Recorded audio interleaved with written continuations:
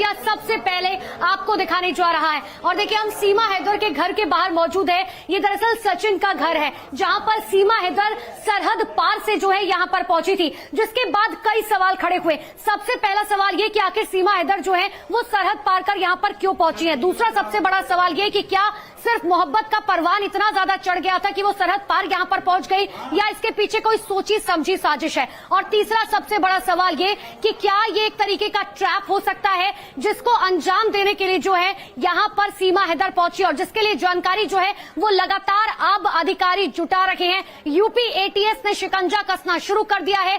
सचिन के पिता और खुद सीमा हैदर से लगातार जो है पूछताछ की जा रही है। घर पर अभी जो है फिलहाल कोई मौजूद नहीं है, ना सचिन मौजूद है, ना सचिन के पिता, और ना ही सीमा हैदर मौजूद है। तो एक एक जानकारी सबसे पहले न्यूज 18 इंडिया पर आपको दिखा रहे हैं। लेकिन शुरुआत इस वक्त की सबसे बड़ी खबर के साथ करने जा रहे हैं, जहां पर न्यूज 18 इंडिया के पास वो एफआईआर कॉपी है जिसमें सीमा का जिक्र है। दरअसल जो सीमा हैदर पर एफआईआर हुई है, जिसमें इस बात का जिक्र किया गया है कि हाँ, सीमा हैदर के पास 4 मोबाइल फोन मिले हैं, और 4 मोबाइल फोन में से एक मोबाइल फोन जो है वो पूरी तरीके से डिस्ट्रॉयड है, पूरी तरीके से खराब है, चाहे वो टूटा हुआ था या उसे तोड़ा गया था। इसके बारे में अब जानकारी जुटाई जा रही है, क्योंकि ये वही मोबाइल फोन है जिसके जरिए जो है शायद हो सकता है कि पाकिस्तान में से इस्तेमाल किया गया हो सकता है नेपाल के जरिए जब वो पहुंच रही थी तो नेपाल में भी जो है इस्तेमाल किया गया हो। और सीधे लिए चलते हैं मेरे सहयोगी दीपक बिष्ट के पास, जो लगातार एक एक अपडेट इस खबर से जुड़ी हुई सबसे पहले दर्शकों तक पहुंचा रहे। दीपक, एफआईआर में मोबाइल के अलावा और किस चीज का जिक्र किया गया है?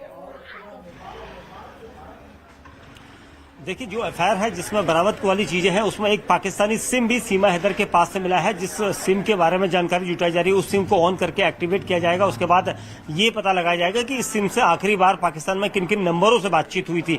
वहीं दूसरी तरफ जो पासपोर्ट की कॉपी है, 6 पासपोर्ट की कॉपी मिली है, जिसमें से 5 सीमा हैदर और उसके 4 बच्चों की है, और एक सचिन का पासपोर्ट माना जा रहा है। उसके अलावा जो बरामदगी वाली चीज है, उसमें रजिस्ट्रेशन, कुछ रजिस्ट्रेशन जो पाकिस्तान से जुड़े हुए हैं उसके कागजात हैं। इन सबकी जांच इसलिए पुलिस की टीमें कर रही हैं क्योंकि ये पता लगाया जाना जरूरी है कि इन सबको लेकर सीमा हैदर पाकिस्तान से यहां क्यों दाखिल हुई थी, इसको लाने की क्या वजह है। क्या सिर्फ वो चाहती थी कि यहां पर आकर वो किसी तरह से यहाँ इंडिया की जो सिटीजनशिप है उसको हासिल कर सके, और उस वक्त इन दस्तावेजों को वो सामने रखेगी कि वो पाकिस्तान से आई है। लेकिन जो जांच एजेंसियां हैं वो अब तक उसके जवाबों से संतुष्ट नजर नहीं आ रही है, और इसी वजह से एक दिन पहले जब 7 घंटे की पूछताछ सीमा हैदर, सचिन और उसके पिता नेत्रपाल से की गई थी, उसके बाद आज सुबह 8:30 बजे से फिर एटीएस की टीम उन्हें वापस लेकर गई है। तो कोई न कोई ऐसी वजह है जिसके बाद एटीएस की टीम है, जब एटीएस की पूछताछ खत्म हो जाएगी, जब सीमा, सचिन के पिता घर वापस लौट कर आ जाएंगे, तब पता चलेगा कि आखिर यूपी एटीएस की जांच पड़ताल में क्या पता चला है। लेकिन देखिए, सरहद पार कर, यानी कि पाकिस्तान से जब से हिंदुस्तान पहुंची है सीमा हैदर, मई में जो है वो यहां पर पहुंच गई थी, लेकिन उसके बाद से अब लगातार मुश्किलें जो है वो सीमा हैदर की बढ़ती जा रही है। कल 7 घंटे यूपी एटीएस ने पूछताछ की, और आज भी लगातार पूछताछ जारी रहेगी। कल दरअसल जो है सीमा से कराची में जो उनका घर है, उनके परिवार के बारे में, उनके पासपोर्ट के बारे में, किस तरह से वो दुबई पहुंची, किस तरह से नेपाल पहुंची और नेपाल से भारत पहुंची, इन सभी सवालों के जवाब जो हैं वो लगातार यूपी एटीएस की तरफ से किए जा रहे हैं। लेकिन एक रिपोर्ट के जरिए आपको दिखाते हैं कि आखिर यूपी एटीएस जो है वो किस तरीके से जांच पड़ताल अपनी आगे बढ़ाती हुई नजर आ रही है।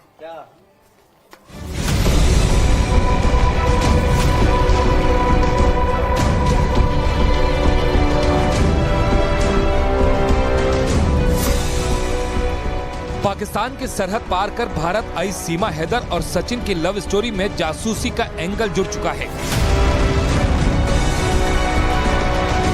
पबजी के जरिए प्यार, और उस प्यार के खातिर भारत तक का सफर सीमा ने बिना किसी डर के तय कर दिया। ये बात खुफिया एजेंसियों के गले से नीचे नहीं उतर रही थी कि इस बीच खुफिया एजेंसी को जानकारी मिली कि सीमा हैदर के परिवार का सदस्य पाकिस्तानी सेना में है, जिसे सुनकर उनका शक और मजबूत हो गया।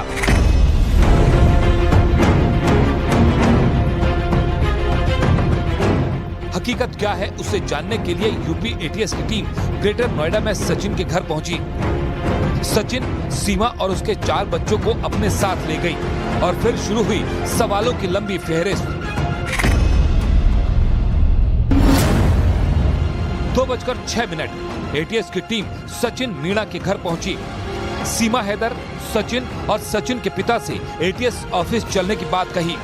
करीब 1 घंटे बाद 3:15 पर सीमा, सचिन और सचिन के पिता से पूछताछ शुरू होती है, जो करीब 7 घंटे तक जारी रही। सूत्रों के मुताबिक शुरुआती पूछताछ में जो सवाल पूछे गए थे वो कुछ इस तरह थे। सीमा हैदर पाकिस्तान से दुबई होते हुए नेपाल और नेपाल से फिर भारत कैसे आई? सीमा के पास मोबाइल और उसके नंबर के बारे में पूछा गया। सीमा हैदर से उसके पति गुलाम हैदर के बारे में जानकारी ली गई।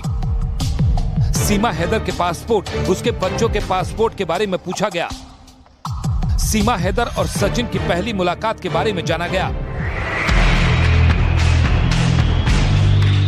इसके अलावा एटीएस की टीम ने सीमा से पबजी ग्रुप में सचिन के अलावा कितने लड़कों से बात हुई इसकी जानकारी जुटाई। उसके परिवार के बारे में पूछा गया और नेपाल में सचिन की मुलाकात के बारे में भी जाना।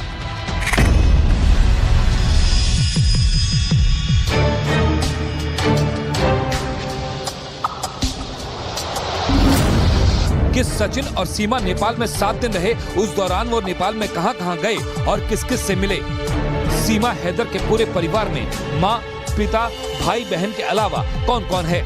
सीमा के भारत आने के पीछे मकसद क्या सिर्फ सचिन से प्यार है? सीमा के भारत आने के पीछे दूसरी वजह क्या है? कराची की रहने वाली सीमा हैदर शादीशुदा है और उसके 4 बच्चे हैं। सीमा दक्षिणी पाकिस्तान के खैरपुर में रिंद हजानो गांव की रहने वाली हैं। इसके अलावा वो पाकिस्तान के दूसरे इलाकों में भी रही, तो उससे जुड़े सवाल भी पूछे गए। सीमा हैदर सिंध और कराची में कब से कब तक रही? सीमा हैदर ने पाकिस्तान में अपना घर किसके जरिए बेचा? सीमा को भारत तक आने के लिए रूट्स की सलाह किसने दी? सीमा हैदर को भारत की सरहद तक पहुंचाने में किसने मदद की? भारत से जुड़ी सरहद को पार करते वक्त क्या सीमा की तलाशी भी ली गई? अब ऐसे में सबसे बड़ा जो सवाल है वो ये कि सीमा हैदर नेपाल के रास्ते भारत में कैसे दाखिल हो गई, क्योंकि भारत नेपाल सीमा पर सशस्त्र सीमा बल तैनात है और उसकी जिम्मेदारी है कि वह आने जाने वालों पर नजर रखे। ऐसे में एसएसबी के जवानों को चकमा देकर सीमा कैसे निकल आई?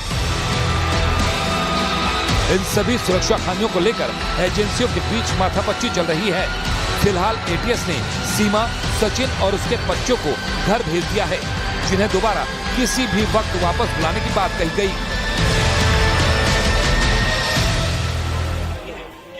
तो सीमा हैदर की सच्चाई क्या है, यही जानने के लिए यूपी एटीएस लगातार जांच पड़ताल करे। एक बार फिर से मेरे सहयोगी दीपक बिष्ट के पास ले चलते हैं। दीपक, आज भी पूछताछ लगातार जारी है, क्या जानकारी? बिल्कुल, देखिए आज भी पूछताछ की जा रही है। एटीएस के द्वारा उन सवालों को जवाब तलाशने की यहाँ पर एटीएस की टीम कोशिश कर रही है जो सीमा हैदर से जुड़े हुए और खासतौर से राष्ट्रीय सुरक्षा को लेकर ये जुड़े हैं कि सीमा हैदर को किस एजेंट के जरिए नेपाल के रास्ते भारत की सीमा को पार करवाया गया था, उसका नाम यहाँ पर जानना जरूरी है। हालांकि सीमा ने अब तक खुलासा नहीं किया कि वो कौन एजेंट है। उसने कई नाम बताए हैं कि वो फलाना नाम के शख्स से मिली थी, उसके बाद उसने जो है उस एजेंट तक वो पहुंची थी, लेकिन उसका जानना जरूरी है। उसके अलावा उसके पास जो पाकिस्तानी सिम मिला है उसके बारे में जानकारी जुटाई जा रही है। उसके साथ ही जो मोबाइल फोन है, मोबाइल फोन में जो चैट्स थे व्हाट्सएप की, वो डिलीट क्यों की गई थी सीमा के द्वारा, ये सबसे अहम जानकारी यहाँ पर एटीएस की टीम में जुटाई जा रही है और उस डाटा को रिट्रीव किया जा रहा है ताकि सवाल है कि आखिर फोन पर किससे बात हुई थी, चैट आखिर क्यों डिलीट की गई और आखिर फोन क्यों टूटा हुआ है, उसका डाटा जो है वो क्यों डिलीट है। इन सभी सवालों के जवाब जो है वो जांच पड़ताल के लिए जो है अब किए जा रहे हैं यूपी एटीएस की तरफ से। लेकिन देखिए, क्या सीमा हैदर जो है वो पाकिस्तान से हिंदुस्तान क्यों पहुंची? क्या वो पाकिस्तानी जासूस है? क्या किसी भारत में जो है वो किसी मकसद से यहां पर पहुंची है? इन सभी सवालों के जवाब के लिए जो है अब जांच एजेंसियां लगातार जांच पड़ताल कर रही हैं। अब आप समझे कि जब से हिंदुस्तान की धरती पर सीमा हैदर पहुंची है तब से लगातार सवालों के घेरे में है। ये सवाल पूछे जा रहे हैं कि आखिर वो भारत जो है वो क्यों पहुंची है। लेकिन एक रिपोर्ट के जरिए आपको दिखाते हैं कि आखिर 24 घंटे में कहानी ने जो है किस तरीके से मोड़ ले लिया है।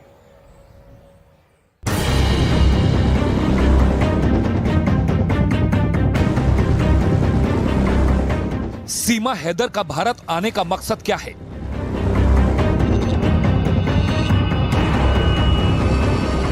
क्या सीमा हैदर पाकिस्तान की जासूस है?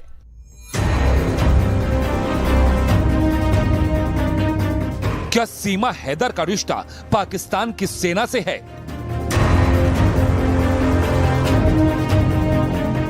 सीमा हैदर को लेकर भारत से पाकिस्तान तक कई दावे किए जा रहे हैं। यही वजह है कि भारत की जांच एजेंसियां सीमा हैदर की कुंडली खंगालने में जुट गईं।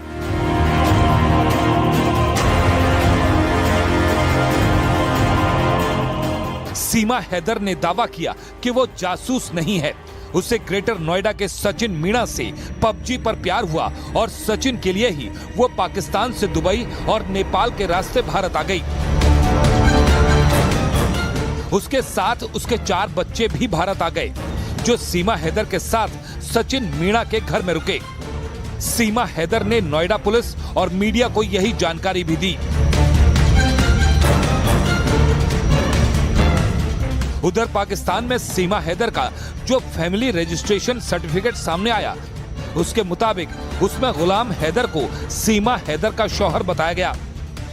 इस रिपोर्ट में गुलाम और सीमा हैदर के 4 बच्चों का भी जिक्र है। इंडिया की और पाकिस्तानी गवर्नमेंट से रिक्वेस्ट करते हैं कि वीज़ा लगा दें तो दिक्कत ना करें। तो उन्हीं से मैंने रिक्वेस्ट करी, उन्हीं की वीडियोस में हेल्प ली, सारे फोटो खींचे इंडिया के वीज़े के लिए, सब कुछ मैंने सारे काम करे इंडिया के वीज़े के लिए, विदाउट पट्टा और नेक और कान दिखने चाहिए फोटो में, तो वो सारे फोटो मैंने खिंचवाए, सब कुछ इंडिया करे। इन्होंने आधार कार्ड भेजे। पाकिस्तान की सीमा हैदर के बारे में अब तक जो जानकारी सामने आई, उसके मुताबिक वो कराची की रहने वाली है, जिसे भारत में अवैध रूप से घुसने पर गिरफ्तार किया गया। 4 बच्चों की मां सीमा हैदर दुबई में काम कर रहे अपने पति और पाकिस्तान का अपना घर छोड़कर अपने प्रेमी के पास भारत आ गई। लेकिन सवाल ये है कि अगर सीमा हैदर सिर्फ सचिन के प्यार के खातिर भारत में आई है, तो उस पर सवाल क्यों खड़े हो रहे हैं? इसे समझने के लिए ये जानना बेहद जरूरी है कि पाकिस्तान में सीमा हैदर का फैमिली बैकग्राउंड क्या है। खुफिया एजेंसियों के सूत्रों के मुताबिक सीमा के भाई और उसके चाचा पाकिस्तान की सेना में सूबेदार हैं। उधर सीमा हैदर ने दावा किया कि उसका भाई सेना में नहीं बल्कि पाकिस्तान की सेना में जाने की तैयारी में जुटा है, जबकि उसके पति रिक्शा चलाते थे। यही वजह है कि सीमा हैदर के पाकिस्तान के खुफिया एजेंसी ISI से कनेक्शन के शक में भारत की जांच एजेंसियां जुट गईं। उधर सीमा हैदर का टूटा हुआ फोन भी बरामद हुआ है, जो उसे शक के घेरे में ला रहा है कि अगर वो भारत सिर्फ सचिन मीणा के लिए आई तो अपना टूटा हुआ फोन क्यों रख रही थी।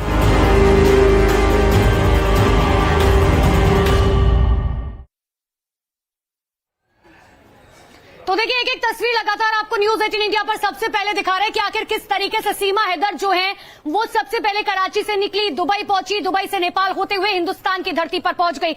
लेकिन जो भी थ्योरी उनकी तरफ से बताई जा रही है, दरअसल किसी को भी जो है उन पर विश्वास जो है वो नहीं हो रहा है। तो एक एक तस्वीर आपको दिखा रहे हैं, लेकिन इसी बीच एक और बड़ी खबर आपको बता दें, जहां पर यह कहा जा रहा है, क्योंकि विश्वास किसी को नहीं हो रहा है कि आखिर सीमा सच बोल रही है या झूठ बोल रही है, और इसीलिए कहा जा रहा है, एक बड़ी जानकारी आपको दे दें कि सीमा का पॉलीग्राफ टेस्ट करवाया जा सकता है। साथ ही लाई डिटेक्टर टेस्ट जो है वो भी सीमा हैदर का कराया जा सकता है, ताकि सच जो है वो पता चल सके कि क्या सीमा हैदर जिस तरीके की कहानियां बता रही है, जो थ्योरीज बता रही है, जिन पर अभी तक सस्पेंस बरकरार है, उसको जो है लाइट डिटेक्टर और पॉलीग्राफ टेस्ट के जरिए जो है मापा जा सकता है। लेकिन देखिए, जब लाइट डिटेक्टर और पॉलीग्राफ जैसे टेस्ट होते हैं तो उसके लिए कोर्ट की इजाजत जो है बाकायदा ली जाएगी। सबसे बड़ी बात यह है कि अगर पॉलीग्राफ और लाइट डिटेक्टर टेस्ट की रिपोर्ट सामने आती है और उसमें झूठ और सच जो है वो सब पता चल जाएगा, क्योंकि देखिए सीमा हैदर की तरफ से जिस तरीके की कहानियां गढ़ी जा रही है कि 2019 में जो है एक गेम के जरिए जो है उन्हें प्यार हुआ, उन्हें मोहब्बत हुई सीमा सचिन से, और उसके बाद जो है इस तरीके से मोहब्बत परवान चढ़ गई कि वो जो है अपना मुल्क छोड़कर नेपाल के जरिए हिंदुस्तान की धरती पर पहुंच गई। हालांकि मार्च में जो है वो यहां पर पहुंची थी और उसके बाद एक जगह पर उसे रखा गया था सचिन के द्वारा, लेकिन वो घर भी बाद में खाली करा दिया गया, और जब वो इसी घर में पहुंची तो कहीं ना कहीं लोगों को शक जो है वो होना शुरू हुआ। और अब समझिए कि पाकिस्तान जैसी जगह से जब कोई महिला यहां पर आकर रहती है तो ऐसे में सवाल कई खड़े हो जाते हैं कि आखिर, क्योंकि सीधा सीधा जो है सीमा ने ये बोला कि मैं जो है अपना धर्म छोड़कर मैं हिंदू धर्म अपना रखी हूं। हालांकि जिस तरीके का रवैया सीमा हैदर का है, जिस तरीके की बॉडी लैंग्वेज उनकी है, जिस तरीके की भाषा उनकी है, क्योंकि अगर आप देखेंगे तो खासकर पाकिस्तान की अगर हम बात करें तो वहां पर जो है बहुत ही कम लोग हैं जिन्हें प्रॉपर हिंदी बोलनी आती हो, तो सवाल इसीलिए कई खड़े हो रहे हैं। बात हो जनता की या मौसम हो चुनाव का, मुद्दा हो देश का या दुश्मन पर प्रहार का, हर खबर की होगी मुकम्मल पड़ताल, मांगेंगे सबसे जवाब, उठाएंगे हर सवाल। खबर के हर पहलू पर बजेगा नगाड़ा, क्योंकि यह है जनता का अखाड़ा।